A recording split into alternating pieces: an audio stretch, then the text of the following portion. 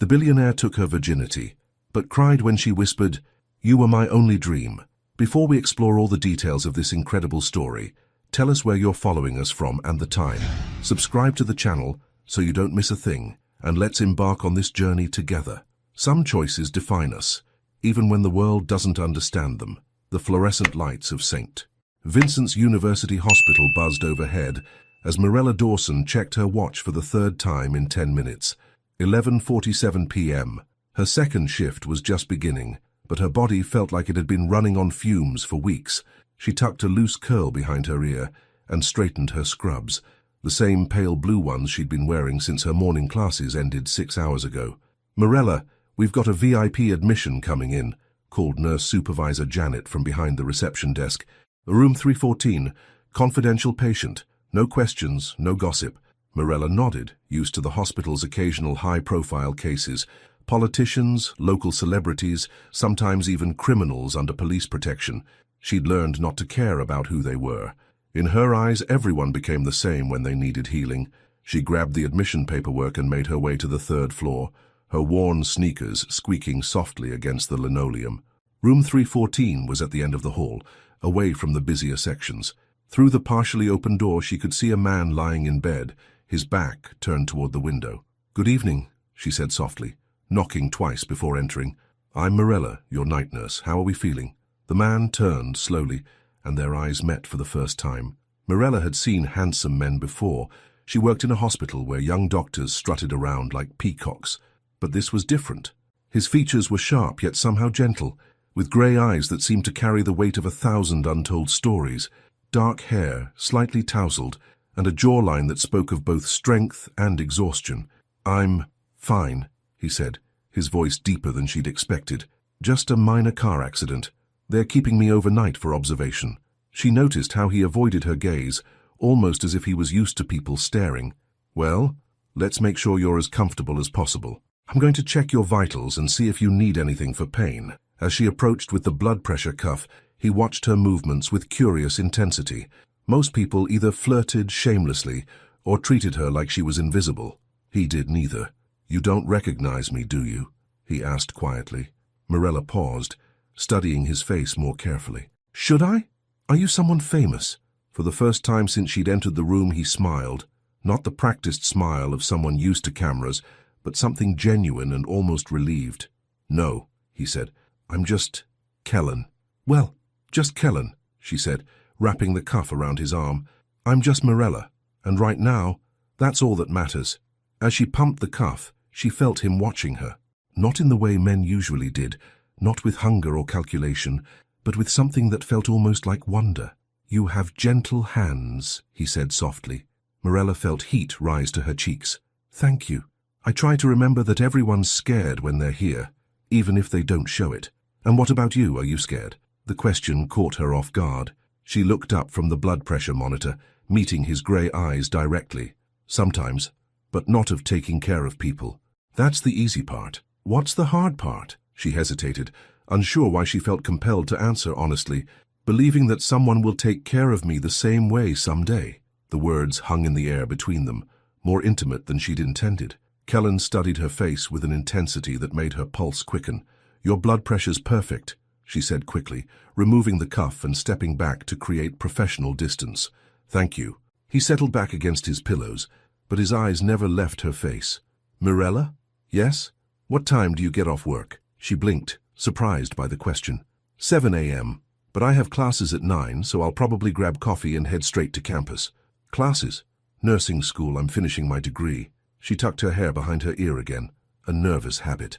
"This job helps pay for it." Kellen nodded slowly, as if filing away every detail. 2 jobs and school. That's impressive." "That's survival," she corrected with a small laugh. "But I don't mind. Everything I'm working for will be worth it." "What are you working for?" The question was simple, but something in his tone made it feel profound. Mirella found herself looking into those grey eyes again, searching for the right words. "A life that matters," she said finally. "One where I can help people and maybe find someone who sees the real me." The monitor beside his bed beeped steadily in the silence that followed. Somewhere down the hall, she could hear the distant chatter of other nurses, the soft ding of elevator doors. I should let you rest, she said, backing toward the door. Press the call button if you need anything. Mirella, she turned back, hand on the doorframe. Thank you for seeing me as just Kellen. Something in his voice made her chest tighten. She nodded and stepped into the hallway, pulling the door partially closed behind her. As she walked back to the nurse's station, Mirella couldn't shake the feeling that something had just shifted in her carefully ordered world. She'd spent 23 years building walls around her heart, waiting for someone worth letting in. But as she settled at her desk to update his chart, one thought echoed in her mind with startling clarity. What if he was exactly what she'd been waiting for? Have you ever felt that instant connection with someone you just met? That feeling like your soul recognized them before your mind did? Mirella felt something shift the moment she looked into Kellen's eyes. But what happens when you discover the person who makes your heart race is hiding a secret that could change everything? Would you trust that feeling, or would you run? Tell us in the comments. Do you believe in love at first sight, or do you think real love takes time to build? And more importantly, what would you do if you met someone who felt like destiny, but you sensed they were keeping something huge from you? The most dangerous secrets are the ones we keep from ourselves.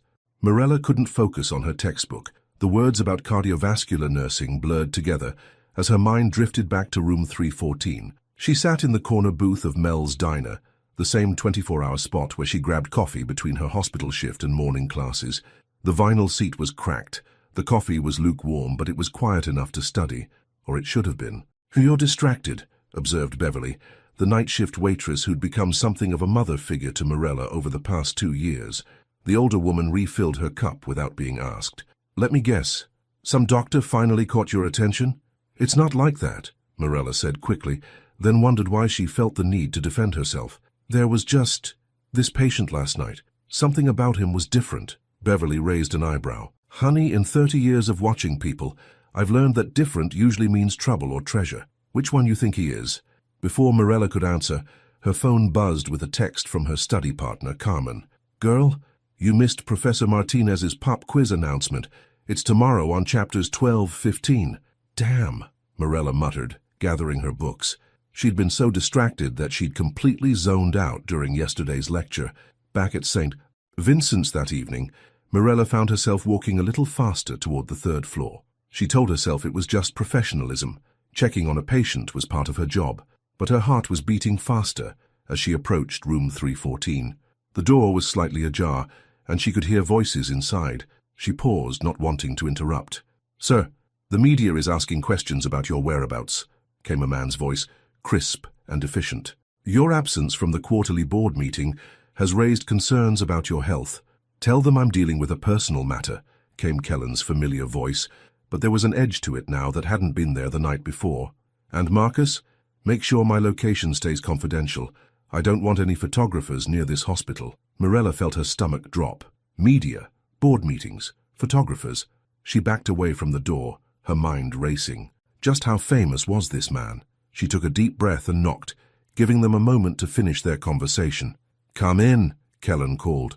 She entered to find Kellen alone, looking out the window.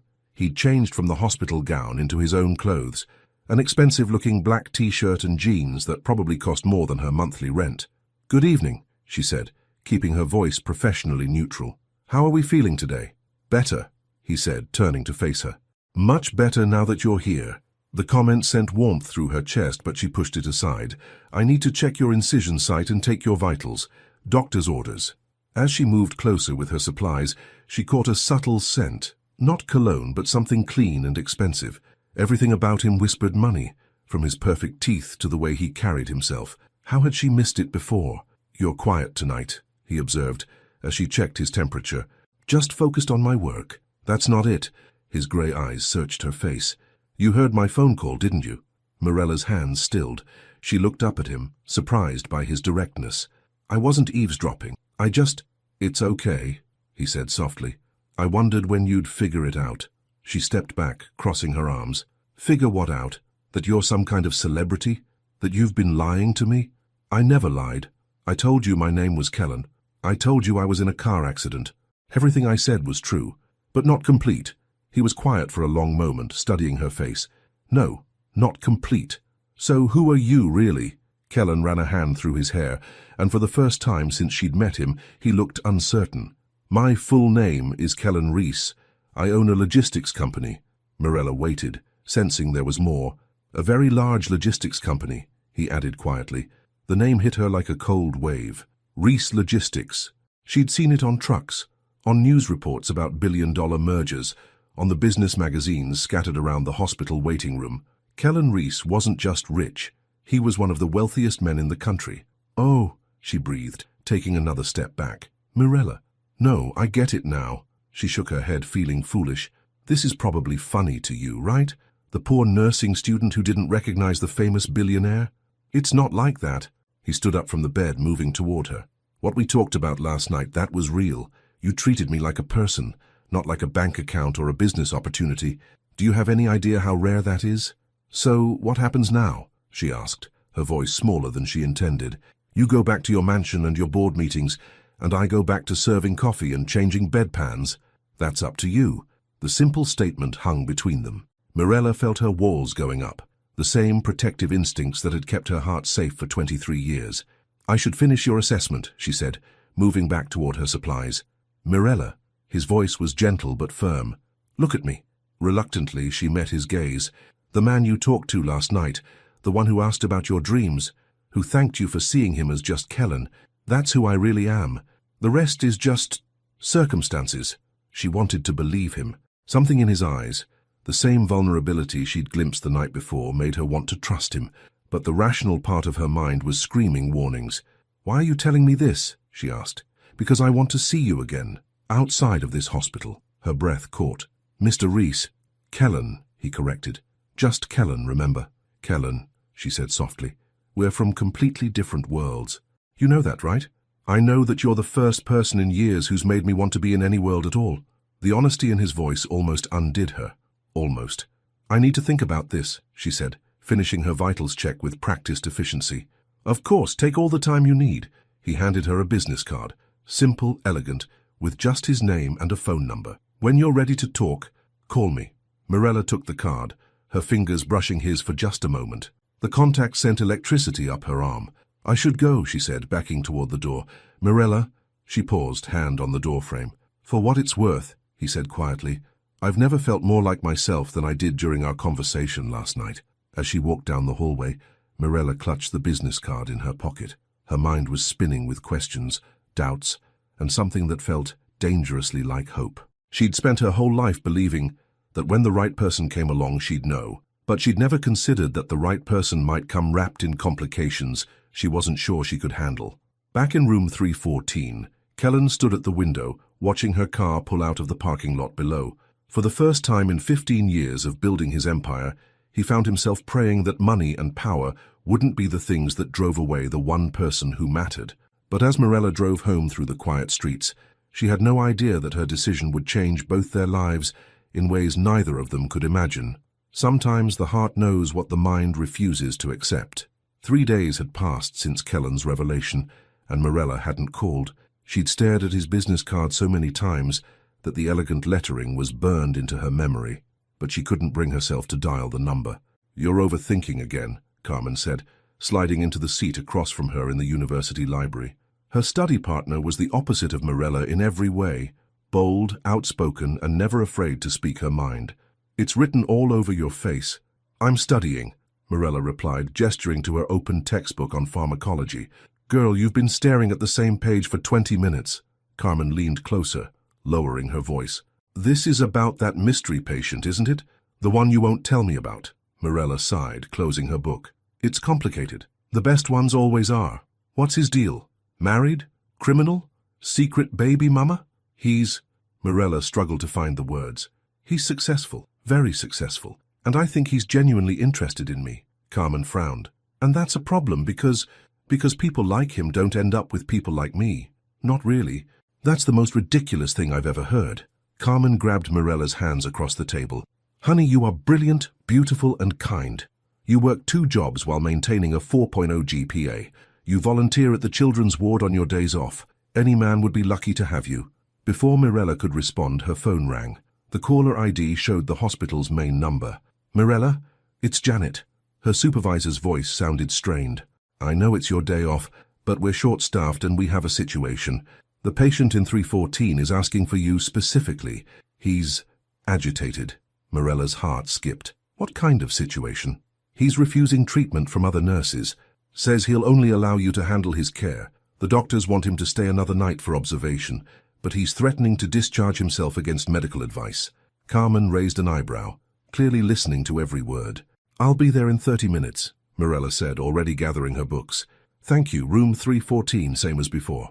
As Morella hurried across campus toward her car, Carmen kept pace beside her. Room 314 guy is your mystery man, isn't he? Carmen said. And he asked for you specifically? It's not what you think, it's exactly what I think. Someone's got it bad for our girl Morella. 20 minutes later, Morella stood outside room 314, taking deep breaths to calm her nerves. Through the door she could hear raised voices. Sir, you need to remain calm, came a male nurse's voice. Your blood pressure is elevated. I told you, I'm fine. I want to go home. Mr. Reese, please.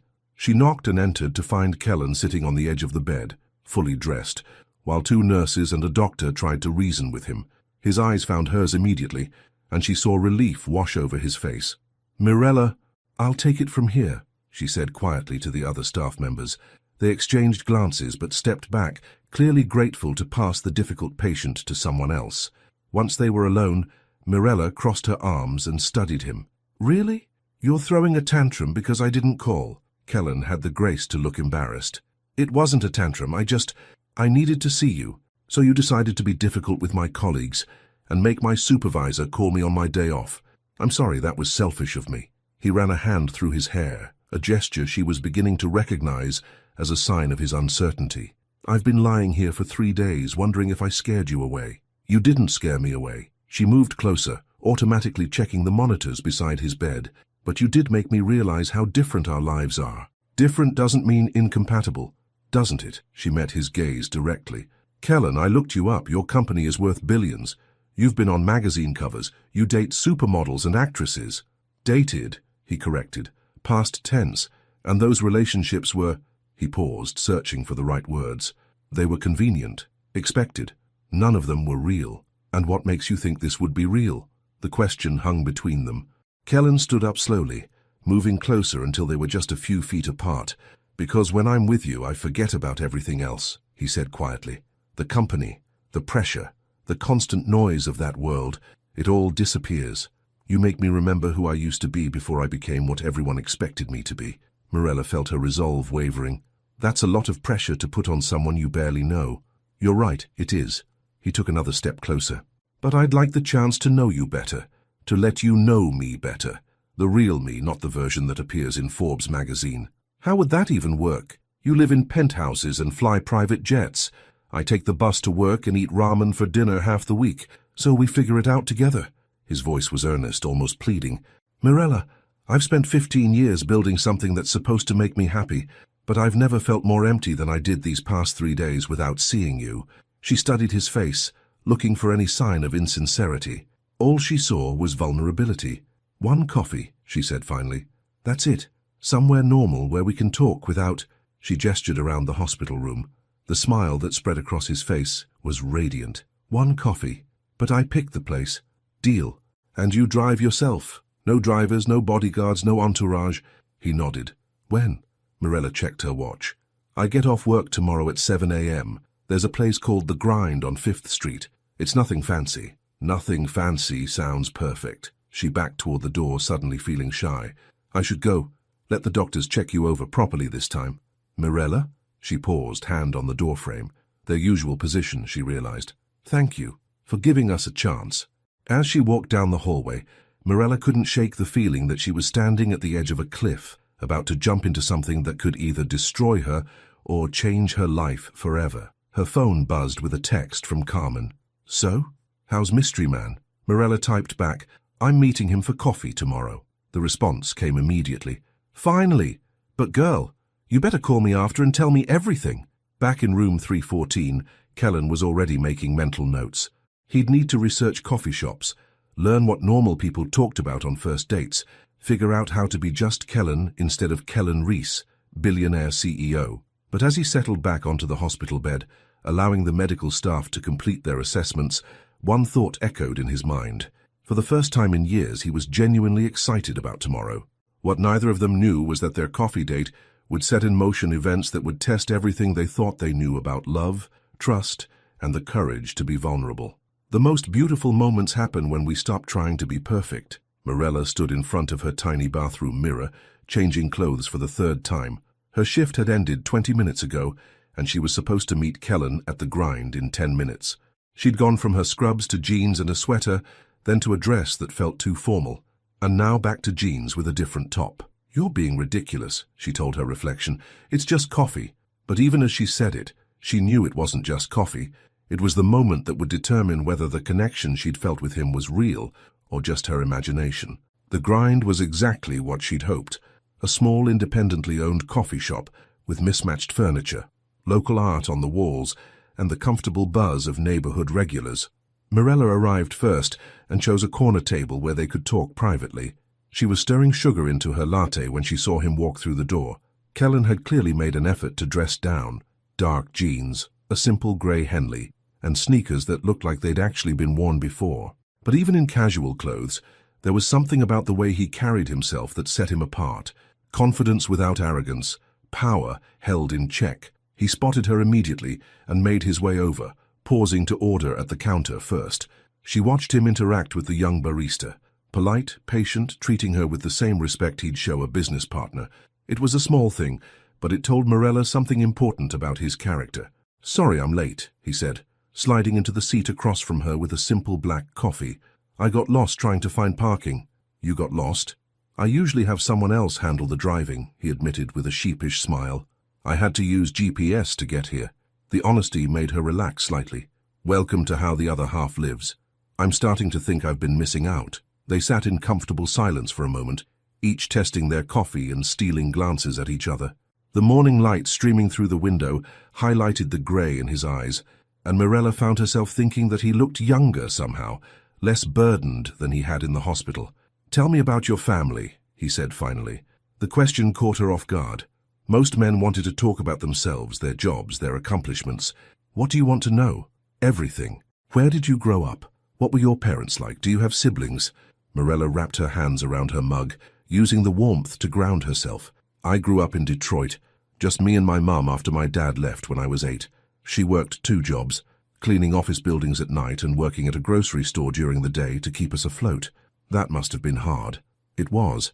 But my mum, she was extraordinary. She used to tell me that our circumstances didn't define our worth. That education was the one thing nobody could take away from me." Mirella's voice softened. "She died my senior year of high school. Cancer." Kellen reached across the table and covered her hand with his.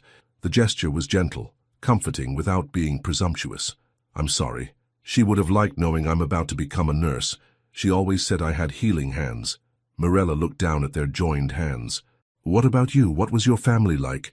Kellen's expression shifted, becoming more guarded. "Different. My father built the company from nothing. He was brilliant but ruthless. He died when I was 25 and left me everything. My mother remarried and moved to Italy.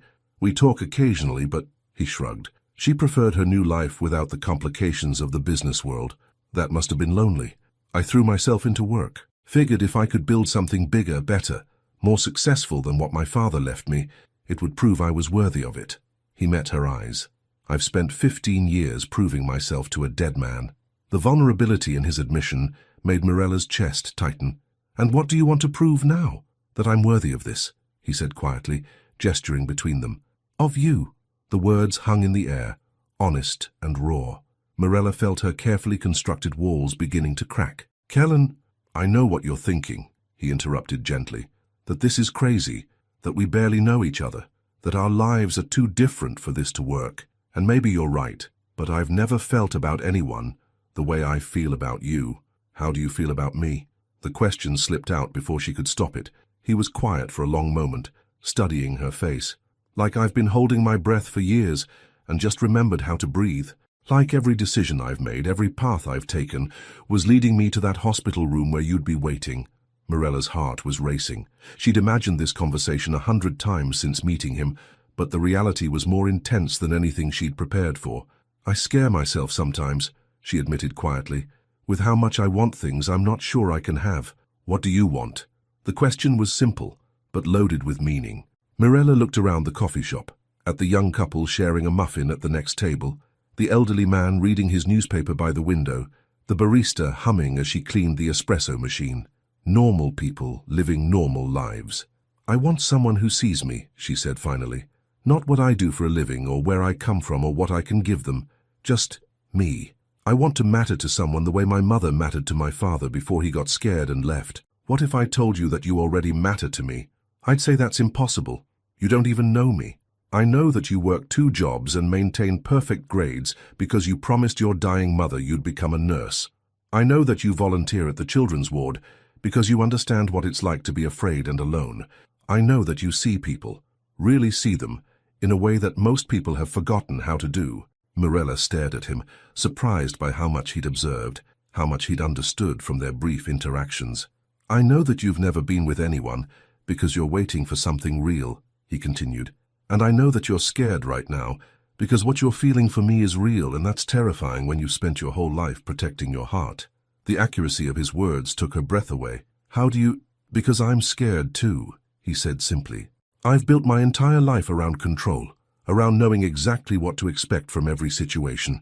And you make me want to throw all of that away and just trust that this feeling is worth the risk." They sat in silence again, the weight of their honesty settling between them. Around them, the coffee shop continued its morning rhythm, but Mirella felt like they were in their own private bubble. "So what do we do now?" she asked. "We take it one day at a time, one coffee at a time, until we figure out if this is something worth fighting for." Mirella looked into his grey eyes and saw her own hope reflected back at her. For the first time in her life, she was ready to take a leap of faith. "Okay," she said softly. "One day at a time." Kellen's smile was radiant. "Are you free for dinner tomorrow night?" "I work until 11. "Then breakfast the next morning?" "I have class." "I'm very patient," he said, his eyes twinkling with amusement. "And very persistent." Mirella laughed, surprised by how natural it felt. "Friday night, 7 o'clock, but somewhere normal, no 5-star restaurants or private clubs. I know just the place." As they prepared to leave, Kellen insisted on walking her to her car. The morning air was crisp, and Mirella pulled her jacket tighter around herself. "Thank you," he said, as they reached her beat-up Honda Civic, "for giving me a chance." "Thank you for being worth it," she replied. He leaned down and kissed her cheek softly, his lips lingering for just a moment longer than necessary. The simple contact sent warmth through her entire body. "I'll call you," he promised. As Mirella drove toward campus for her afternoon classes, she couldn't stop smiling. For the first time in years, the future felt full of possibility instead of just responsibility. But as she pulled into the university parking lot, she had no idea that across town, Kellen was already planning something that would change everything, something that would test whether their newfound trust could survive the weight of his world. Some moments are so perfect, you wish you could live in them forever. Friday couldn't come fast enough. Mirella found herself checking her phone constantly, waiting for Kellen's calls and texts that had become the highlight of her days. Their conversations ranged from deep philosophical discussions about life and purpose to silly debates about whether cereal counted as soup. "You're glowing," Carmen observed as they walked out of their advanced pharmacology exam. "Like, literally glowing. This mystery man is good for you. It's just nice to have someone to talk to," Mirella said, but she couldn't hide her smile. "Girl, when you start wearing lip gloss to study group, it's more than nice to talk to. You're falling for him." Before Mirella could deny it, her phone rang. Kellen's name lit up the screen and her heart did that little flutter that happened every time. "Hey," she answered, stepping away from Carmen.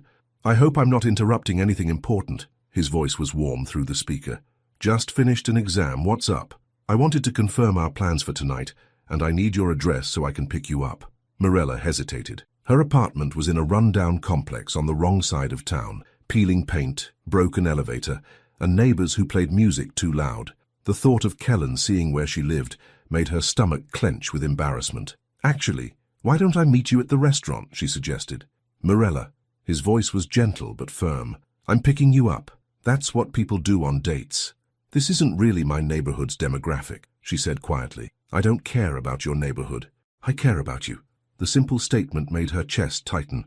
After a moment, she gave him her address. "I'll see you at 7, he said. "And Mirella, wear something comfortable. We're going to have fun." At exactly 7 o'clock, Morella heard a knock on her door. She'd spent an hour getting ready, finally settling on dark jeans, a soft blue sweater that brought out her eyes, and ankle boots. Simple, but she felt good. She opened the door to find Kellen holding a single sunflower, not roses or some expensive arrangement, but a bright, cheerful sunflower that made her smile immediately. "You said you liked normal," he said, offering her the flower. "Sunflowers are about as normal as it gets." "It's perfect," she said, genuinely touched by the thoughtful gesture. As they walked toward the parking garage, Morella braced herself for the luxury car she expected to see. Instead, Kellen led her to a modest blue sedan. "You rented a Toyota Camry?" she asked, amused. "I bought it," he said, opening the passenger door for her. "Figured I needed a normal car if I was going to date a normal girl." "You bought an entire car for our date?" "I bought a car because I realized I wanted to be able to drive myself places. The fact that it makes you more comfortable is just a bonus." As they drove through the city, Kellen kept the conversation light and easy. He asked about her exam, told her funny stories about learning to navigate traffic without a driver, and played music he'd researched because he thought she might like it. "Where are we going?" she asked, as they pulled into a parking lot next to what looked like a carnival. "The county fair," he said, grinning at her surprised expression. "You said normal. I Googled normal date ideas, and this was number 3 on the list." Morella laughed, a genuine, delighted sound. "For you Googled date ideas. I Googled a lot of things. Did you know that most people split appetizers, and that bringing flowers on a first date is considered sweet, but bringing expensive gifts is considered pushy? You've never been on a normal date before, have you?" "I've been on dates," he said, getting out of the car and coming around to open her door, but never one that mattered. The fair was everything Morella had loved as a child, but hadn't experienced in years. Bright lights, the smell of funnel cake and popcorn, the distant sound of carousel music. Kellen bought tickets and looked around with the expression of someone seeing magic for the first time. "What do you want to do first?" he asked. "Everything," she said impulsively, then felt self-conscious. "I mean, whatever you want. Everything it is." They started with the ring toss, where Kellen proved surprisingly competitive despite his complete lack of skill. After missing every shot, he studied the game with the same intensity he probably brought to business deals. "It's rigged," he declared, making Morella laugh. "It's supposed to be hard. That's what makes it fun." "Fun," he repeated, as if testing the word. I'd forgotten what that felt like. They moved through the fair like teenagers, sharing cotton candy, screaming on the tilt-a-whirl, attempting to win stuffed animals at impossible games. Kellen's competitive nature emerged fully when he discovered the strength test, and he was determined to ring the bell. "You don't have to prove anything," Morella said, watching him roll up his sleeves. "I'm not trying to prove anything. I'm trying to win you that giant teddy bear." It took him 4 tries, but when the bell finally rang, his triumphant grin was worth every dollar he'd spent. He presented her with an enormous brown teddy bear with a ridiculous bow tie. "I can't carry this around all night," she protested, laughing. "Then we'll have to take him on all the rides with us." As the evening progressed, Morella watched Kellen transform. The careful control he usually maintained slipped away, replaced by genuine laughter and childlike wonder. When they got stuck at the top of the Ferris wheel, he didn't check his phone or seem impatient. He just looked out at the city lights spread below them. "It's beautiful," he said quietly. "It is," she agreed, but she wasn't looking at the lights. She was looking at him, his profile lit by the carnival glow, his grey eyes soft with contentment. "Morella?" He turned to meet her gaze. "Yeah? Thank you for this, for showing me what I've been missing. You were the one who planned this date, but you're the one who made me want to try." He reached over and took her hand, intertwining their fingers. "I spent so many years building walls around myself, I forgot what it felt like to let someone in." "And how does it feel?" "Terrifying," he said honestly. "And perfect." The Ferris wheel began moving again, but neither of them looked away from each other.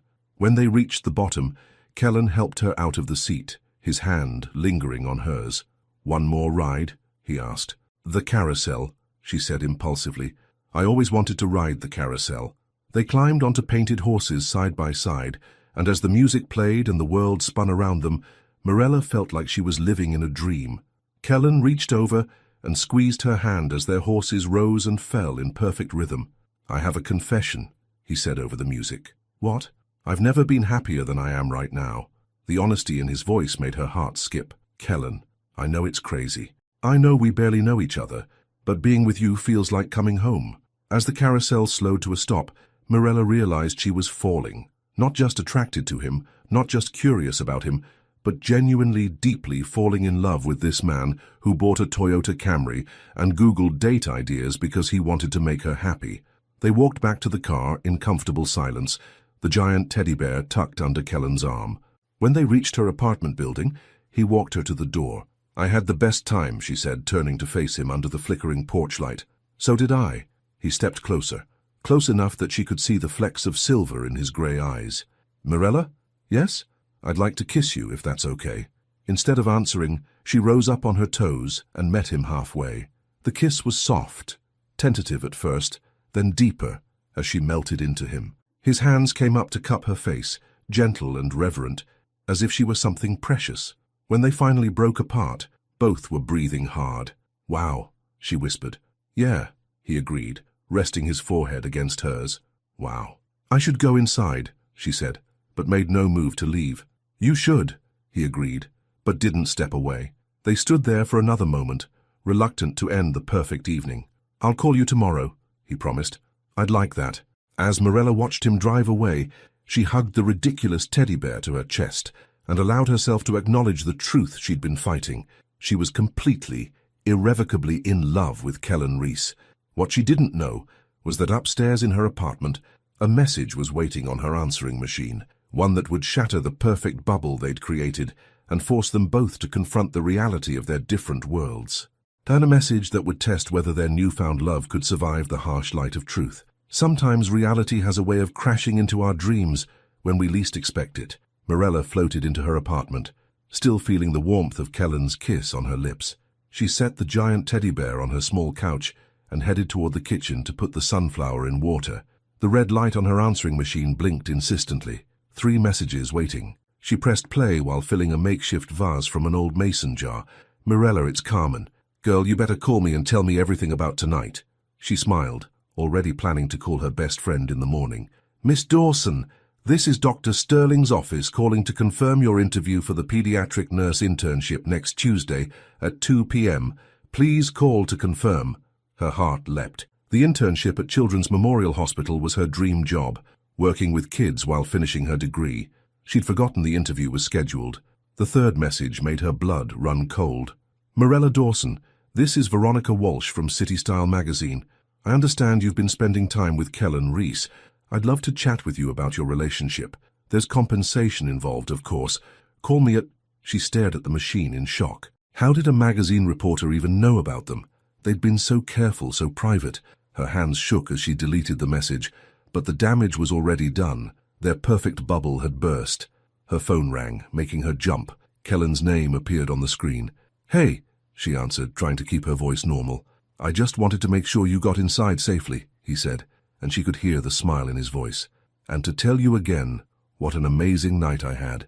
"Kellen," she interrupted, "we need to talk." "What's wrong? You sound upset." "A reporter called me from some magazine. She knows about us." The silence that followed was deafening. "Kellen? I'm here. I'm just thinking." His voice had changed, becoming more guarded. What did she say exactly? Mirella repeated the message, and she heard him curse softly under his breath. "This is my fault," he said. "I should have been more careful. I should have warned you this might happen."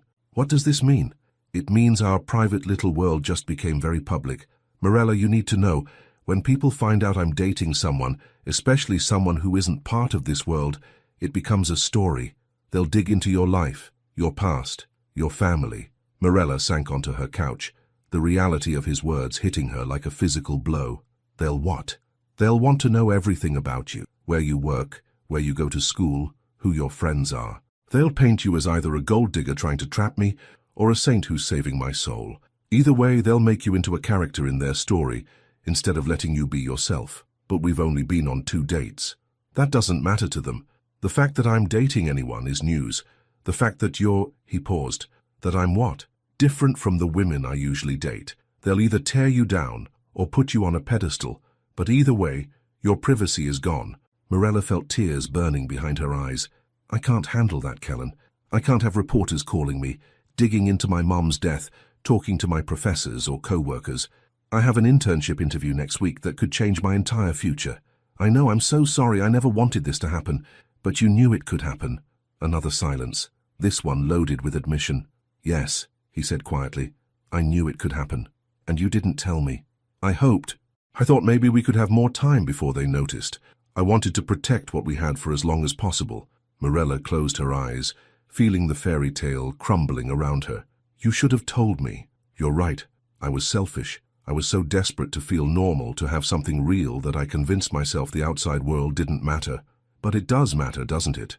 Your world, your life. It matters because it's who you are. No, he said fiercely. Who I am is the man who bought a Toyota Camry and spent 3 hours at a county fair because it made you smile. Who I am is the person I become when I'm with you.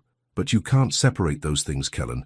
You can't just turn off being a billionaire when it's convenient. What are you saying? Morella took a shaky breath. I'm saying maybe we're fooling ourselves. Maybe this was just a beautiful dream, but it's time to wake up. Don't do this. His voice was raw with panic. Don't let them win before we've even had a chance to fight. I'm not equipped to fight this battle. I'm a nursing student who works 2 jobs and eats ramen for dinner. I can't handle photographers following me to class or reporters calling my professors. Then I'll handle it. I'll hire security. I'll have my lawyers send cease and desist letters. And that just proves my point. Morella stood up, pacing her small living room. Your solution to everything is money and power. But I don't want to live in a world where I need security guards to go to the grocery store. So what do you want me to do? Give up everything I've built? I don't know. The words came out as a cry. I don't know what I want you to do because I don't know how to make this work. They were both quiet for a long moment, the weight of their impossible situation settling between them. Maybe, Kellen said finally, his voice barely above a whisper. Maybe you're right. Maybe I was selfish to think I could have both, my life and you. Kellen, no, you're right. You deserve someone who can give you a normal life, someone who won't bring chaos and media scrutiny into your world, someone who can take you on dates without worrying about paparazzi. Tears were streaming down Morella's face now. That's not what I meant. Isn't it? His voice was getting stronger, more controlled. You're scared, and you have every right to be. I shouldn't have put you in this position. I'm not scared of them, she said, surprising herself with the truth. I'm scared of losing myself. I've worked so hard to build this life, to honor my mother's memory, to become someone she'd be proud of, and I'm terrified that if I step into your world, I'll disappear. You could never disappear. You're too strong, too real. You don't understand. You've always had power, always had money. You don't know what it's like to feel small and insignificant. I felt small and insignificant every day until I met you. The honesty in his voice broke her heart all over again. This is killing me, she whispered. I know. Me too. I need time to think. How much time? I don't know. Maybe we should take a break. Let this media attention die down. See if we can figure out how to make this work without destroying each other. The silence stretched so long she thought he'd hung up. If that's what you need, he said finally. Kellen, I love you. The words came out rushed, desperate. I know it's too soon and too complicated and probably too late, but I love you, Morella. You've changed everything about how I see the world, how I see myself. Her heart shattered completely. I love you too. That's what makes this so hard. Then fight for us, please. I don't know how. Neither do I, he admitted, but I'm willing to learn if you are. Morella looked around her tiny apartment, at the sunflower on her kitchen counter, the ridiculous teddy bear on her couch, the life she'd built from nothing. Then she thought about the fairy tale evening they'd shared, the way he looked at her like she was a miracle, the future she'd glimpsed in his eyes. I need time, she repeated. Okay, he said quietly. I'll wait.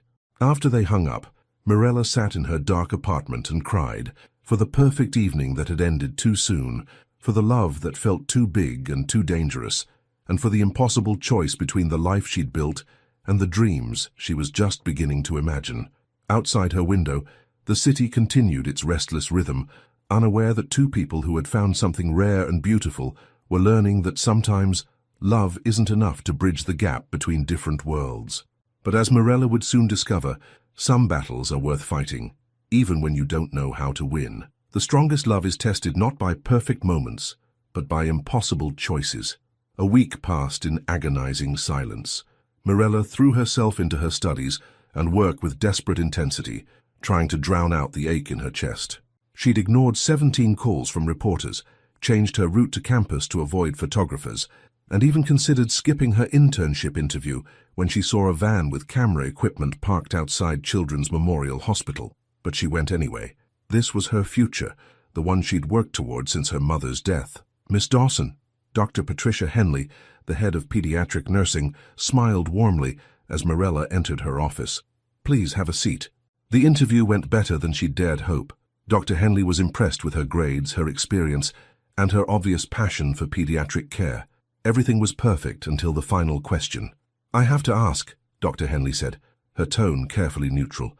"There have been some media reports linking you romantically to Kellen Reese. Will this relationship impact your ability to maintain professionalism and focus here at the hospital?" Mirella's heart sank. Even here, in the space she'd worked so hard to reach, Kellen's world was intruding. "Dr. Henley, I can assure you that my personal life will never interfere with my professional responsibilities. Patient care will always be my priority." "I'm glad to hear that. The board has some concerns about media attention potentially disrupting our environment, but your qualifications speak for themselves." As Mirella left the hospital, she felt hollowed out. Even if she got the internship, it would always be tainted by questions about her relationship with Kellen. She was becoming exactly what she'd feared, defined by someone else's life instead of her own accomplishments. Her phone rang as she reached her car. "Carmen, thank God you finally answered," her friend said breathlessly. "Girl, you cannot keep hiding from me. I've been worried sick." "I'm fine." "No, you're not. You look like hell. You haven't been eating, and you've been avoiding everyone. What happened with Mystery Man?" Mirella leaned against her car, suddenly exhausted. "It's complicated. Everything's complicated until you talk about it. Coffee? Now? The usual place." An hour later, Mirella sat across from Carmen at their favorite diner, picking at a sandwich she didn't want, while her friend waited with unusual patience. "His name is Kellen Reese," Mirella said finally. Carmen nearly choked on her coffee. "As in Reese Logistics, the billionaire Kellen Reese? You know who he is? Honey, everyone knows who he is. He's on the cover of Fortune magazine like every other month." Carmen stared at her. "You've been dating one of the richest men in America, and you didn't think to mention this tiny detail? It wasn't supposed to matter." "How was it not supposed to matter?" Mirella told her everything. The hospital, their dates, the perfect evening at the fair, the reporter's call, their heartbreaking conversation. Carmen listened without interrupting, her expression shifting from shock to understanding to fierce protectiveness. "So let me get this straight," Carmen said when Mirella finished. "You found a man who makes you happier than you've ever been, who bought a Toyota Camry just to make you comfortable, who told you he loves you, and you're running away because some reporters are being nosy. It's not that simple." "It is that simple. You're scared." "Of course I'm scared. Carmen, today they asked me about him in my internship interview. My career is being defined by who I'm dating before it's even started." "And what did you tell them?" "That my personal life wouldn't interfere with my work." "Good, because it won't." Carmen leaned forward. "Mirella, you've spent your whole life fighting for what you want. You worked 3 jobs in high school to pay for your mom's medicine. You're putting yourself through nursing school. You volunteer with sick kids in your spare time. You are not the kind of person who runs away from a fight. This isn't my fight. Like hell it isn't." "You love him, don't you?" Mirella's eyes filled with tears. "More than I knew was possible. Then fight for him. Fight for what you have together." "How?" "I don't know how to navigate his world." "So learn. You figured out how to navigate everything else." Before Mirella could respond, her phone buzzed with a text from an unknown number. "Check the news. I'm sorry. K." Carmen grabbed her phone and pulled up a news website. The headline made Mirella's blood run cold. "Reese Logistics CEO spotted with mystery woman. Who is Mirella Dawson?" Below was a photo of them at the fair, holding hands by the Ferris wheel. Her face was clearly visible, and the caption identified her as a struggling nursing student and hospital worker. "Oh God," Mirella whispered. Carmen kept scrolling. The article detailed her mother's death, her financial struggles, even her grades and work schedule. They'd interviewed her high school guidance counselor, her current professors, and somehow gotten quotes from co-workers at both of her jobs. "How did they find out all of this?" Mirella asked, feeling violated and exposed. "This is what they do," Carmen said grimly. "But look at this part." She pointed to a quote from Dr. Martinez, her favorite professor. "Mirella Dawson is one of the most dedicated and compassionate students I've ever taught. She's going to make an extraordinary nurse." And another from Beverly at the diner. That girl works harder than anyone I know. She's got more integrity in her little finger than most people have in their whole body. They're not painting you as a gold digger, Carmen observed. They're painting you as a Cinderella story. I don't want to be anyone's story. Too late for that, but you get to decide how the story ends. Morella's phone rang. Kellen. She stared at the screen, paralyzed. Answer it, Carmen said firmly. Morella? His voice was raw with emotion. I'm so sorry. I tried to stop it, but... I saw the article. Are you okay? No, she said honestly. I'm not okay. They interviewed my professors, Kellen. They know everything about my mom, my finances, my grades. I know, I'm handling it. My lawyers are sending cease and desist letters to everyone involved. It's too late for that. It's already out there. What can I do? Tell me how to fix this. Morella looked at Carmen, who was watching her with fierce encouragement. I don't know if you can. Morella, please, don't let them destroy what we have. Maybe what we have was always going to be destroyed. Maybe we were just fooling ourselves that two people from such different worlds could make this work. That's not true. What we have is real. It's the most real thing in my life. But at what cost? My privacy is gone. My professors are being harassed. The hospital where I want to work is questioning whether I'm a liability. Then I'll step back. I'll make a public statement that we're just friends, that there's nothing romantic between us. The offer should have relieved her, but instead it felt like another knife to the heart. Is that what you want? She asked quietly. God, no. What I want is to hold you and tell you that we're going to figure this out together. What I want is to show up at your apartment right now and remind you why none of this other stuff matters. But you can't, can you? Because showing up at my apartment would just give them more photos, more stories. The silence stretched between them, heavy with the weight of their impossible situation.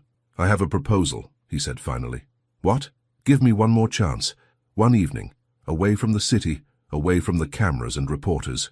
Just you and me talking honestly about whether this is worth fighting for.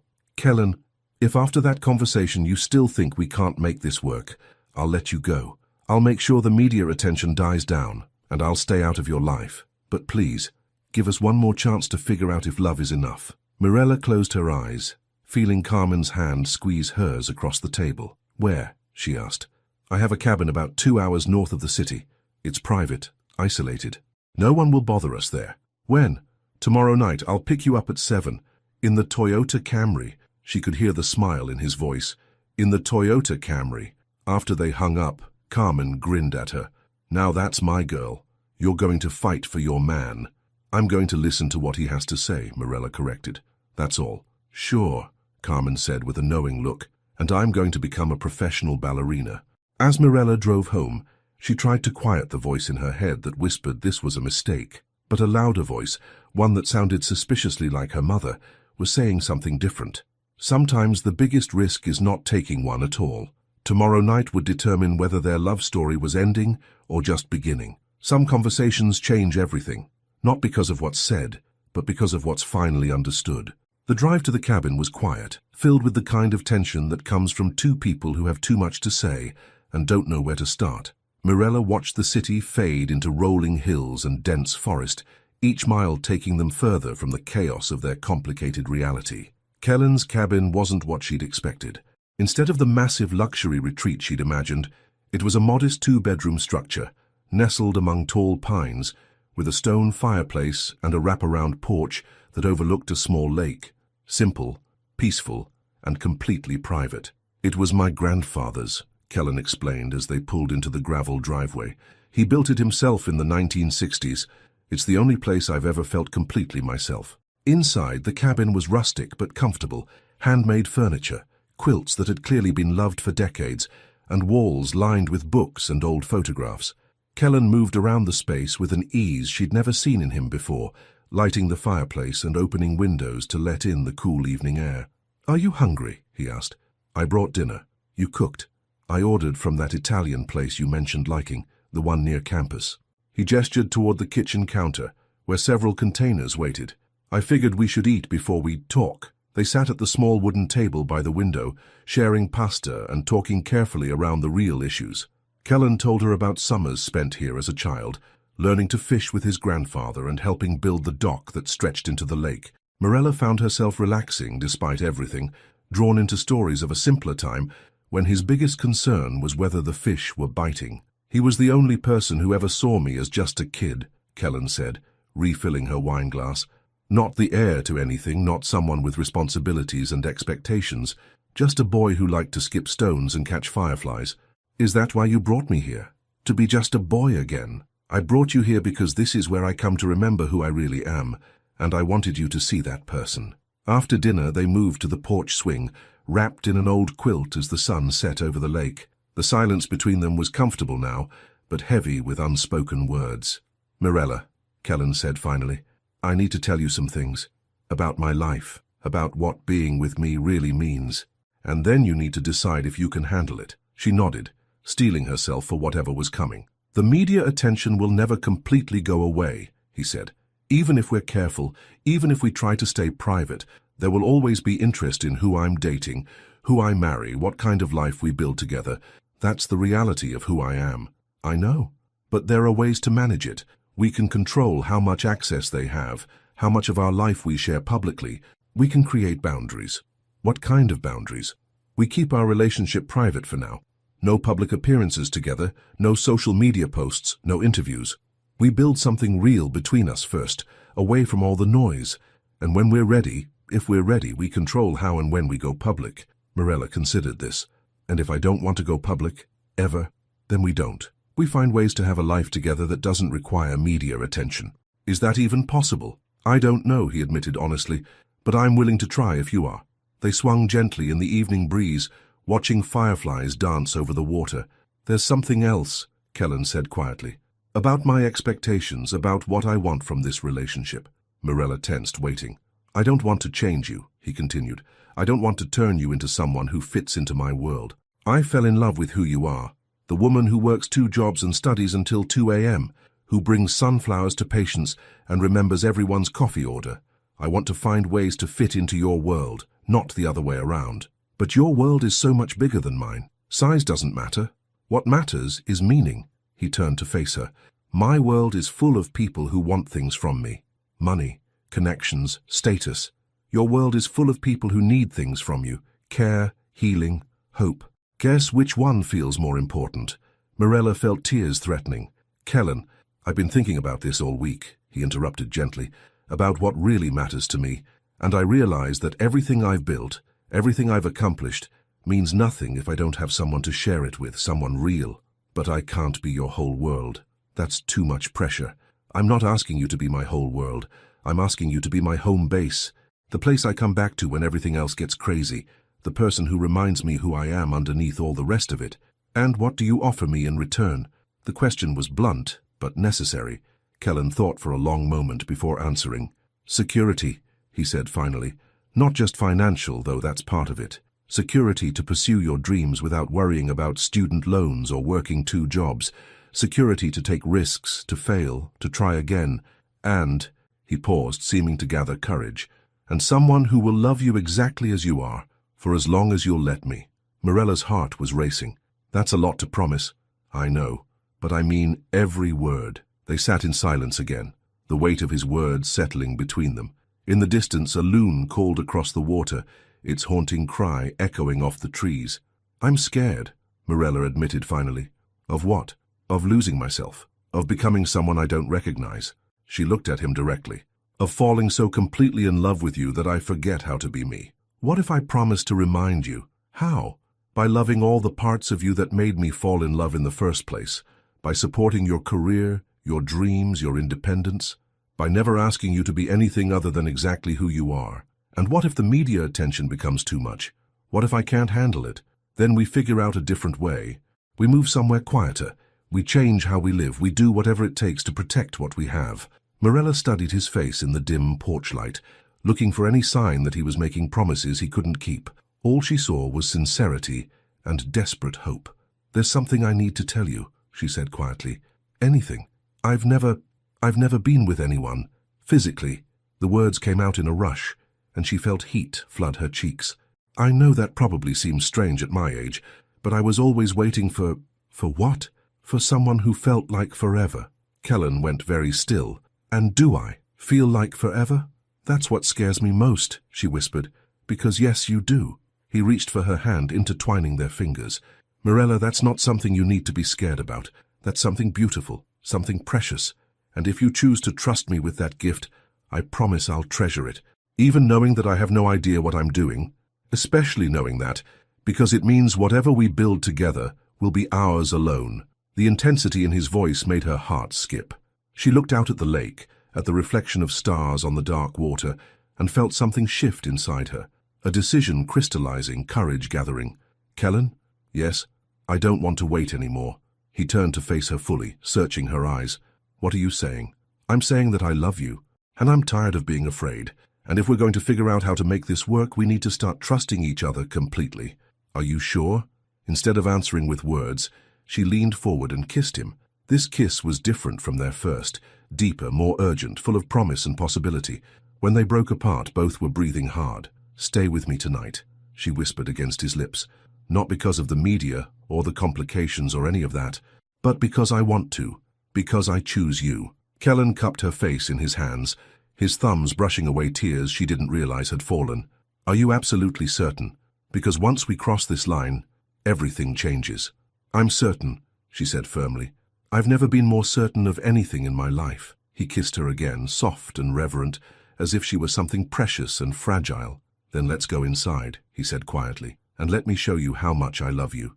As they stood and walked toward the cabin door, hand in hand, Mirella felt like she was stepping across a threshold into a new life. One where love was worth the risk, where trust was stronger than fear, and where two people from different worlds could create something entirely their own. Tonight, under a canopy of stars and away from the noise of the world, they would write the most important chapter of their love story.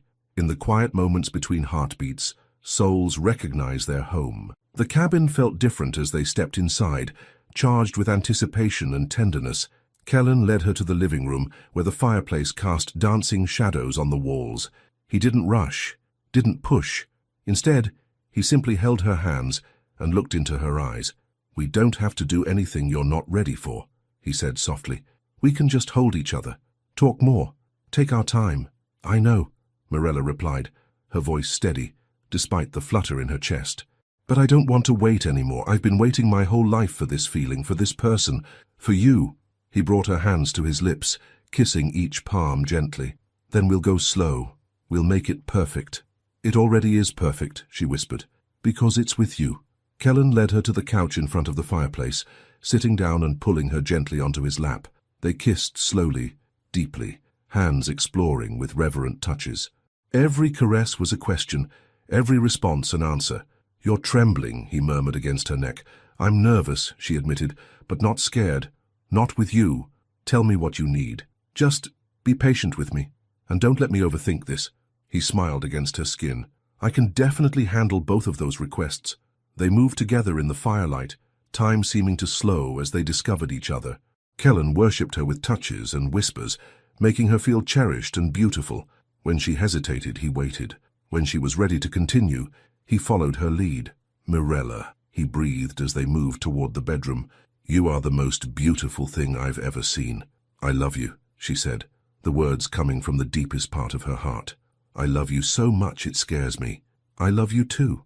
More than I knew was possible. In the soft lamplight of the bedroom, they came together with a tenderness that brought tears to both their eyes. Kellen was patient, gentle, reverent, making their first time together everything Mirella had dreamed it could be. Afterward, they lay wrapped in each other's arms, hearts still racing, foreheads touching in the intimate silence. "Are you okay?" he asked softly, his fingers tracing patterns on her bare shoulder. "I'm perfect," she whispered, and meant it completely. "That was beautiful," he finished. "You were beautiful." She nestled closer to him, feeling safe and complete in a way she'd never experienced before. "Is it always like that?" "No," he said honestly. "It's never been like that for me before. What we just shared, that was something else entirely." They talked quietly in the darkness, sharing dreams and fears, making plans and promises. Kellen told her about his hopes for the future, not just business expansions and acquisitions, but simple things like lazy Sunday mornings and family dinners. Mirella shared her vision of the pediatric ward she wanted to run someday, the children she hoped to help heal. "I want to meet your mother," she said suddenly. Kellen stiffened slightly. "She's complicated, very European, very formal. She has strong opinions about who I should be with." What kind of opinions? The kind that involve family lineage and social standing, he admitted reluctantly. She's not going to understand what I see in you. Because I'm not rich? Because you're real. My mother has spent so many years in that artificial world that she's forgotten what authentic looks like. Mirella propped herself up on her elbow to look at him. But you want her approval anyway. I want her to see what I see when I look at you. But more than that, I want you to feel welcome in every part of my life. And I will. We'll figure it out together. As dawn approached, they made love again, this time with less nervousness and more confidence, Mirella discovering her own power and desire. Kellen showed her how beautiful passion could be when it was wrapped in love and trust. I have to ask you something, Mirella said, as they watched the sunrise through the bedroom window. Anything. That first night in the hospital, when you said you'd never felt more like yourself, did you mean that? Every word. Then promise me something. Promise that no matter how complicated things get with the media and your world and all of that, you'll always remember this feeling, this version of yourself. I promise, but only if you promise the same thing. Promise me that no matter how overwhelming my world becomes, you'll never lose sight of who you are, the woman who changed my life just by seeing me as human. I promise. They sealed their promises with kisses as soft as the morning light. Later, over coffee and the simple breakfast Kellen had packed, they talked about practical things, how to handle the media attention, when to tell their friends and families, how to navigate the challenges ahead. I want to be transparent with you about something, Kellen said as they sat on the dock, feet dangling in the lake water. There will be people who try to convince you that I'm not worth the trouble, people who will offer you money to walk away, or try to dig up dirt to use against you. I can handle that. I know you can, but I want you to know that if it ever becomes too much, if you ever need protection or support, you just have to ask. I'll do whatever it takes to keep you safe. And I want you to know, Mirella said, taking his hand, that I'm not going anywhere. Not because of reporters or photographers or disapproving relatives. I'm in this, Kellen, completely. Even though it won't be easy, especially because it won't be easy. The best things in life never are. They spent the rest of the morning planning their return to reality. They would keep their relationship private for now, but they would be together. Kellen would help Mirella handle the media attention, and she would help him remember what it felt like to be human.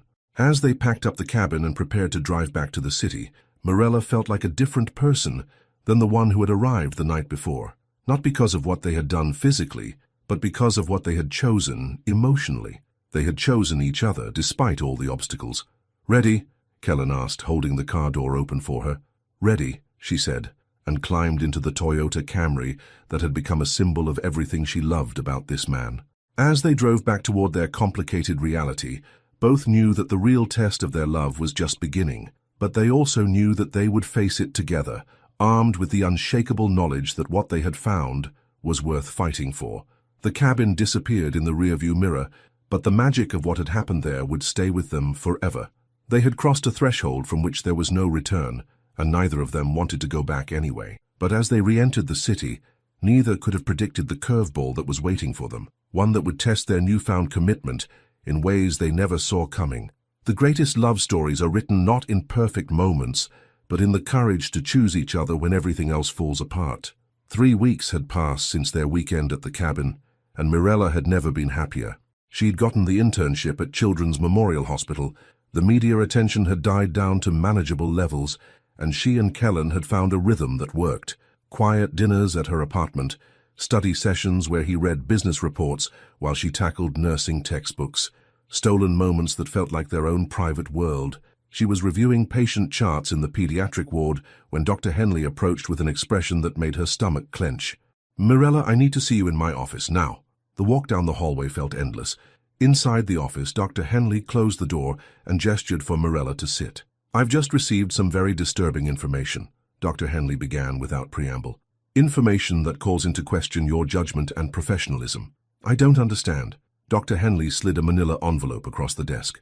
These photos were delivered to the hospital board this morning, along with a letter suggesting that your relationship with Mr. Reese began while he was a patient under your care. Mirella's hands shook as she opened the envelope. Inside were photographs of her and Kellen at the fair, at the coffee shop entering her apartment building.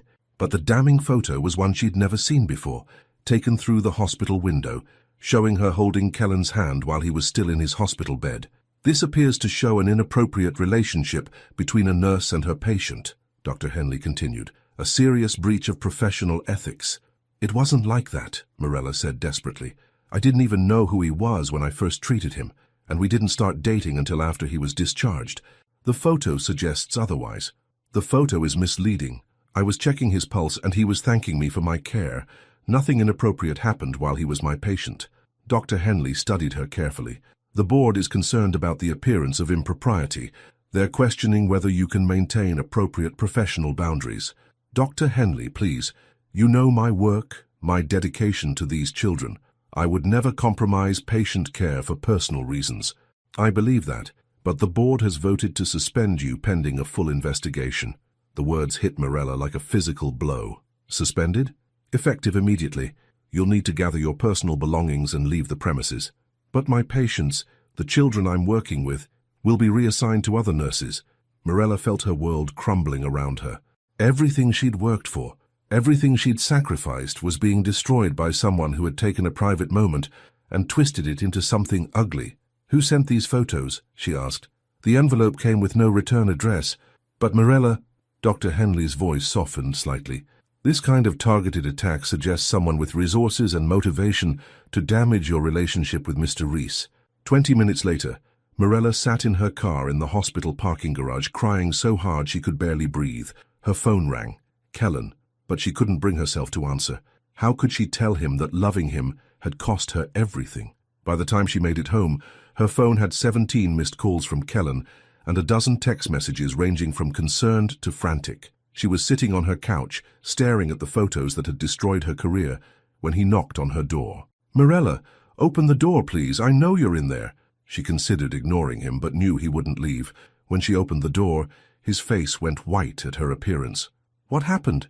You look like my life just fell apart. She handed him the manila envelope.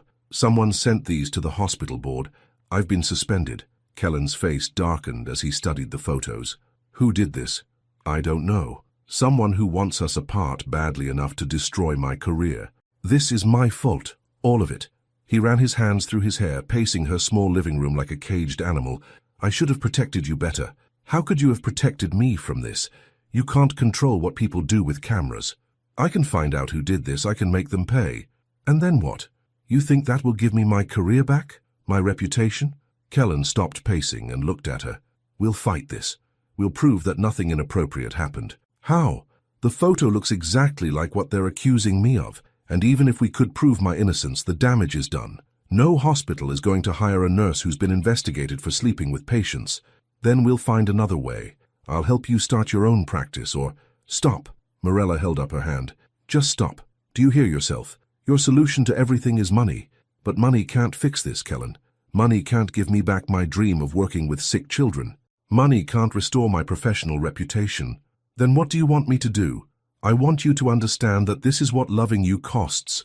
This is the price I pay for being with you. The words hung in the air between them, sharp and painful. Are you saying you regret it? Regret us? Morella looked at him, at the man she loved more than her own life, and felt her heart breaking all over again. I'm saying that maybe we were naive to think we could make this work. Maybe the universe is trying to tell us something. Don't do this. Don't let whoever did this win. They've already won. I'm suspended, probably permanently. The children I was supposed to help will never know my care. The difference I was supposed to make in the world. Gone. Kellen moved toward her, but she stepped back. Morella, please. We can get through this together. Can we? Because it seems like every time I try to build something with you, your world tears it down. That's not fair, isn't it? The media attention, the invasive articles, now this attack on my career, all of it comes from being with you. And what about the love? What about what we found at the cabin? What about the promises we made? Tears streamed down her face. What good are promises when I can't be who I'm supposed to be, when I can't help the people I'm meant to help? You can still help people. There are other ways. In your world, with your money, dependent on your resources.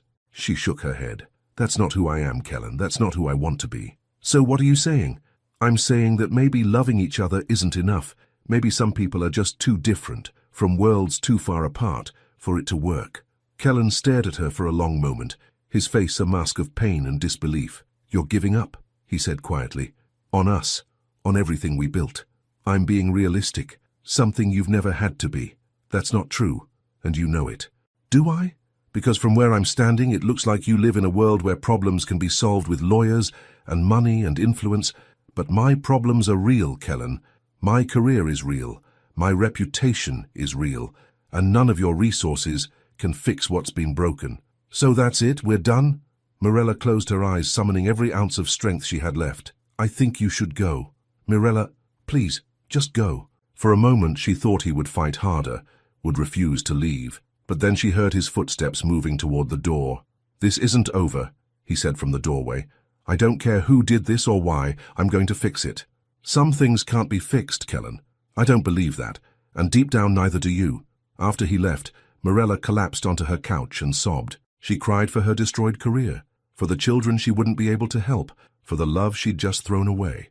But mostly, she cried because she was afraid that Kellen was right, that she was giving up on the most beautiful thing that had ever happened to her because she was too scared to fight for it.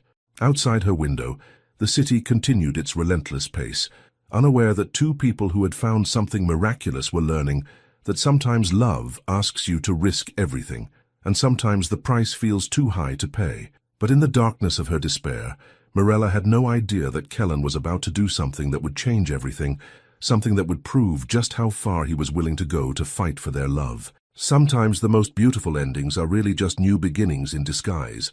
6 months later, the morning sun streamed through the large windows of the newly opened Dawson Children's Wellness Center, illuminating the cheerful murals that decorated the walls. Mirella stood in the main playroom, watching as 8-year-old Tommy carefully arranged blocks while his mother sat nearby, finally able to smile after months of worry about her son's recovery. Dr. Dawson! A young nurse appeared at her elbow. Your 10 o'clock appointment is here. Thank you, Jessica. I'll be right there. Dr. Dawson. It still gave her chills to hear it. After everything that had happened, the suspension, the investigation, the months of uncertainty, she'd never imagined she'd be here now, running her own pediatric practice and working toward her doctorate in child psychology. Mirella? She turned to see Carmen walking through the center's front door, grinning widely and carrying a bouquet of sunflowers. You couldn't resist, could you? Mirella laughed, accepting the flowers. It's your 6-month anniversary. Of course I brought sunflowers.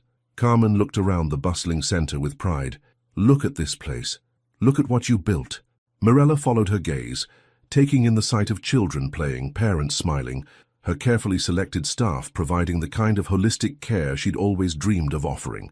The center wasn't just a medical facility, it was a place of healing and hope. I couldn't have done it without you, Mirella said softly, without everyone who believed in me when I didn't believe in myself. Speaking of everyone, Carmen's tone became carefully casual. Have you heard from him? Mirella's smile faltered slightly. Carmen, I'm just asking. It's been 6 months and I know you miss him. Of course I miss him, but you know why we can't. Actually, I think there's something you should know. Carmen pulled out her phone and showed Mirella a news article. This came out yesterday. The headline read, Reese Logistics CEO donates $50 million to establish foundation for healthcare workers' legal defense. Mirella's hands shook as she read the article. Kellen had created a foundation specifically to help healthcare workers who faced legal challenges for standing up for their patients or maintaining their ethical standards. The article mentioned that the first recipient would be a nurse who had been wrongfully suspended for alleged professional misconduct. He's been fighting for you this whole time, Carmen said quietly. He hired the best investigators, found out who sent those photos, had them prosecuted. Did you know it was his ex-girlfriend's father, someone who thought destroying your career would drive you away? Mirella stared at the phone screen, tears blurring her vision. The hospital reinstated your license 2 months ago, Carmen continued. Full apology, cleared record, everything. He's been waiting for you to be ready to hear from him. Why didn't you tell me sooner? Because you needed to rebuild yourself first. You needed to know that you could stand on your own, create something beautiful from the ashes. And you did. Carmen gestured around the center.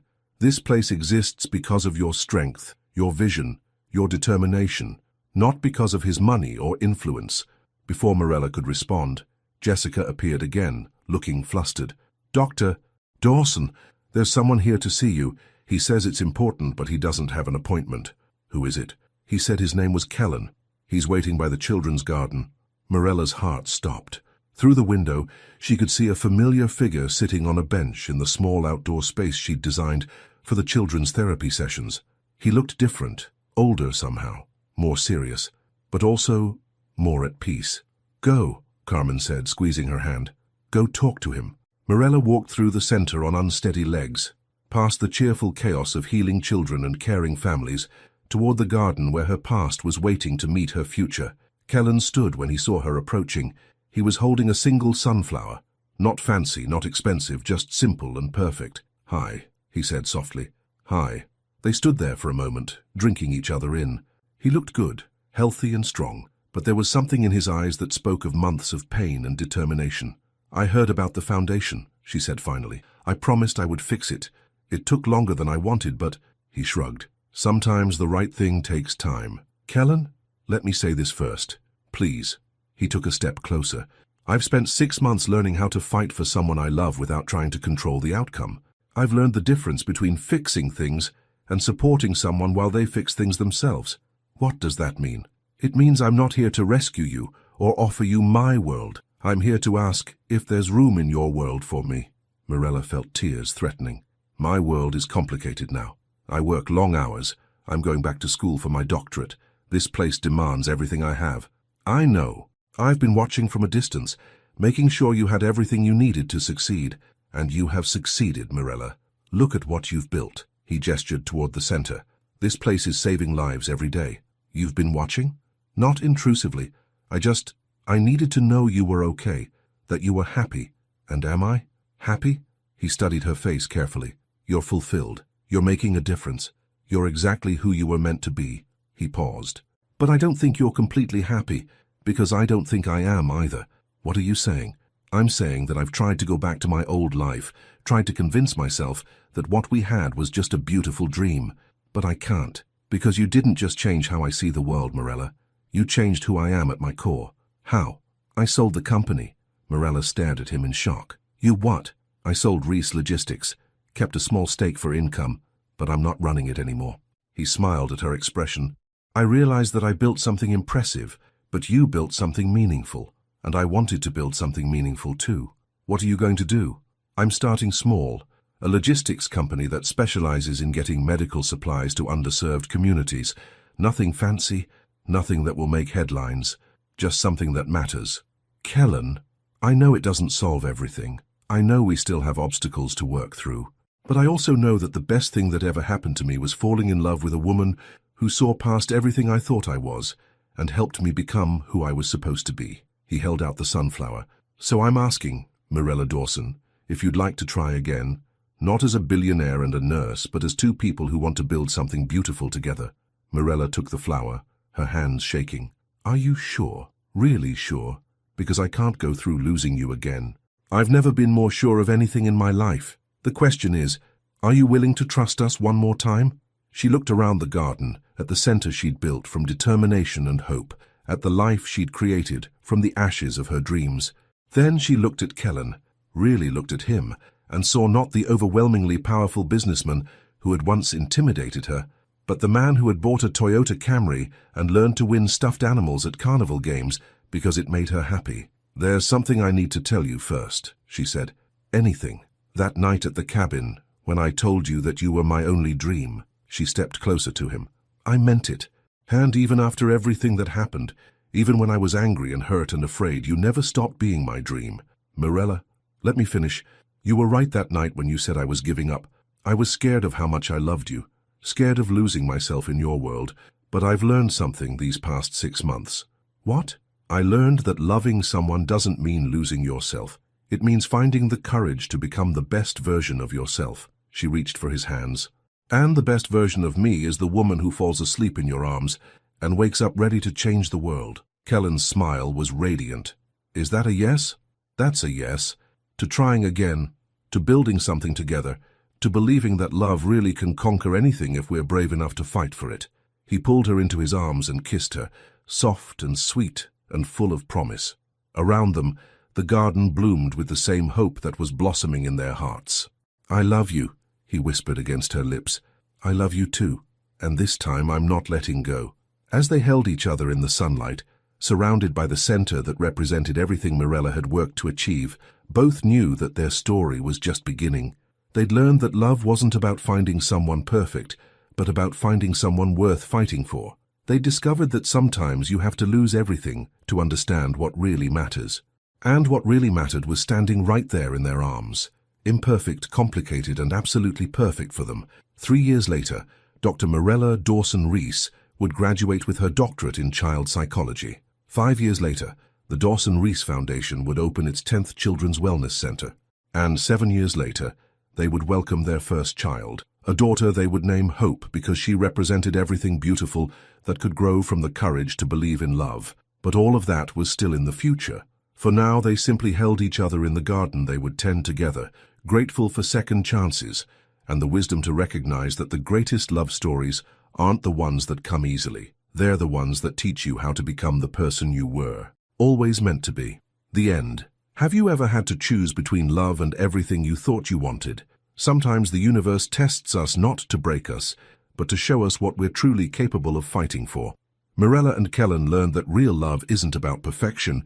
It's about finding someone worth growing with, worth struggling alongside, worth becoming your best self for. What would you have done in Mirella's situation? Would you have fought for love even when it seemed to cost everything? And what do you think is the most important lesson from their story? Your participation in this channel is very important. Please leave your opinion in the comments. Thank you so much for watching until the end. If you enjoyed this story, don't forget to subscribe to the channel, leave a like, and comment your thoughts.